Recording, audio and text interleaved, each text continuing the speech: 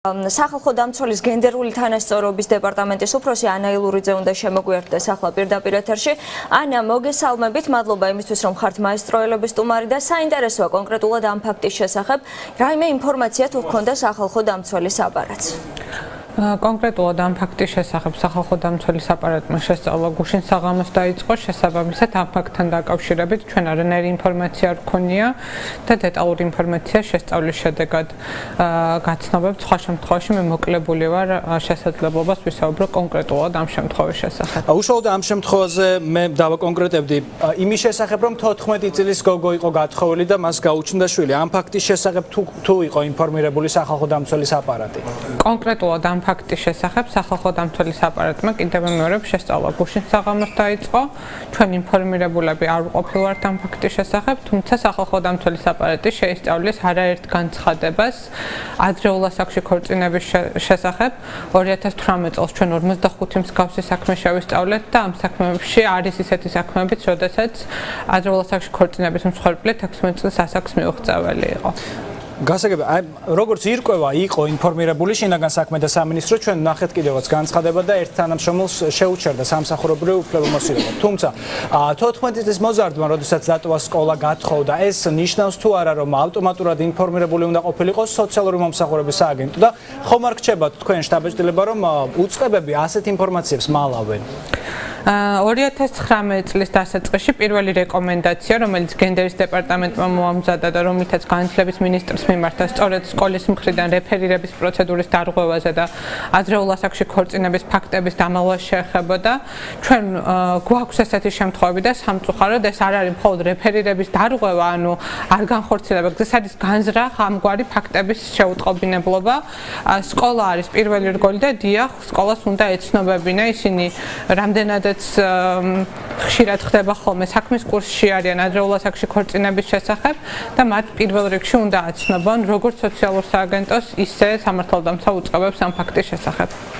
ანა, ადრეულ ასაკში გათხოვილი გოგოები ძალიან ხშირად ხდებიან ხოლმე დისკრიმინაციის მსხვერპლი, ასე ვთქვათ, ძალადობის მსხვერპლიც, სექსუალური ძალადობის ოჯახში, ძალადობის რისკის ქვეშ დგანან. შეგვიძლია რომ ადრეული ქორწინება როგორც ძალადობის ერთ-ერთი ფორმა განვიხილოთ? შეგვიძლია კი არა, უნდა განვიხილოთ. სახალხო დამცველის ანგარიშებში თქვენ ნახავთ, რომ ადრეულ ასაკში ქორწინება არის ქალთა მიმართ ძალადობის ქვეთავში და ეს არის ძალადობის ერთ-ერთი ფორმა. ჩვენ ადრეულ ასაკში ქორწინების მსხვერპლებს მოვიხსენიებთ მსხვერპლად და ვამბობთ, რომ მათი უფლებები უნდა აღდგეს. სახელმწიფომ უნდა მოახდინოს აი ამ ძალადობის პრევენცია, ისე როგორც ახდენს ყველა სხვა ძალადობის პრევენციას და ამას სახელმწიფოს ავალდებულებს კანონმდებლობა და მათ შორის საერთაშორისო კანონმდებლობების ისეთიც, როგორც არის სტამბოლის კონვენცია. ეხ, როგორია დინამიკა აღნიშნული ფაქტების ბოლო წლების განმავლობაში მცირდება თუ იზრდება არასრულწლოვნების ქორწინებას? თუ არსებობს სტატისტიკური მონაცემები, თუ არის შესწავლილი? კი ბატონო, 2017 წლის 1 იანვრიდან სახალხო დამცველის აპარატის წინადადების საფუძველზე შეუძლებელია არასრულწლოვანთა ქორწინების რეგისტრაცია, თუმცა ჩვენ არ გვაქვს ილუზია, რომ ამით არასრულწლოვანთა ქორწინებები არ ხდება ქვეყანაში, უბრალოდ ფაქტობრივი ქორწინებები და თანაცხოვრების აღრიცხვა არ ხდება. თუმცა ჩვენ გვაქვს მაგალითად იუსტიციის სამინისტროდან მოწოდებული რიცხვი არასრულწლოვანი მშობლების შესახებ. 2017 წლიდან ეს სტატისტიკა კლებადია, თუმცა მაინც მაღალია. და არასრულწლოვანი მშობლები ძირითადად გოგონები ხდებიან. ქალბატონო, მე მაინტერესებს უშუალოდ სახალხო დამცველის აპარატში მომართვიანობა რამდენად ხშირია და რამდენად იგებთ ინფორმაციას იმის შესახებ, რომ 16 წელს მიუღწევალ პირთან ხდება სექსუალური კავშირის დამყარება? დაახლოებით წარმოდგენა რომ შეგექმნათ, გენდერის დეპარტამენტმა 2018 წელს ქალთა მიმართ ძალადობის და ზოგადად გენდერული თანასწორობის კუთხით უფლებადარღვევების 450 საქმემდე განიხილა და აქედან 50 საქმე ეხებოდა სწორედ ადრეულ ასაკში ქორწინებას. ჩვენ ვერ ვიტყვით, რომ ეს არ არის ხშირი პრობლემა, ეს არის პრობლემა და ამას ჩვენი შესწავლის საქმეების რაოდენობაც მეტყველებს. მე ასევე არ მინდა რომ ისე დავამთავრო ეს ჩართვა, რომ ამას კითხვაზე არ გავუსვა, სახალხო დამცველის აპარატი ადრეულ ასაკში ქორწინებას აღიქვავს როგორც ქალთა მიმართ ძალადობას და მის ერთადერთ გამოსავალ პრევენციას მიიჩნევს და ამ პრევენციის მთავარი რგოლი არის ადამიანის სექსუალობის შესახებ ყოვლისმომცველი განათლების კომპონენტის დამატება განათლების სისტემაში. არაერთი რეკომენდაცია ხარეკაბათი მიმდინარეობს დღესდღეობით ქვეყანაში, იგივე რა ფორმით უნდა მოხდეს, უნდა მოხდეს თუ არა საერთოდ. მეტიც არის გარკვეული რგოლები საზოგადოების, რომელიც ამას ეწინააღმდეგება. თუმცა ჩვენი რეკომენდაციად რჩება და ეს საერთაშორისო პრაქტიკის გათვალისწინებით არის პრევენციის ერთ-ერთი მთავარი საშუალება, რომ ახალგაზრდებმა, გოგონებმა, მათ შორის, რომლებიც ყველაზე ხშირად ხდებიან ამ ძალადობის მსხვერპლი, იცოდნენ საკუთარი რეპროდუქციის შესახებ.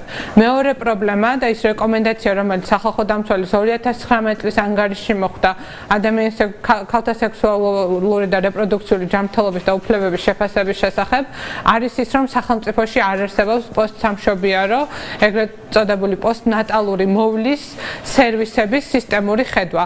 ანუ ქალი, როდესაც აჩენს ბავშვს, შემდეგ არანაირი სერვისი არ არსებობს, მათ შორის არც მისი ფსიქოლოგიური ჯანმრთელობის კუთხით, რომელიც შეაფასებდა მის ჯანმრთელობას და იზრუნებდა და გასცემდა ადეკვატურ სერვისებს, რაც ძალიან რთულ მდგომარეობაში აყენებს დედებს.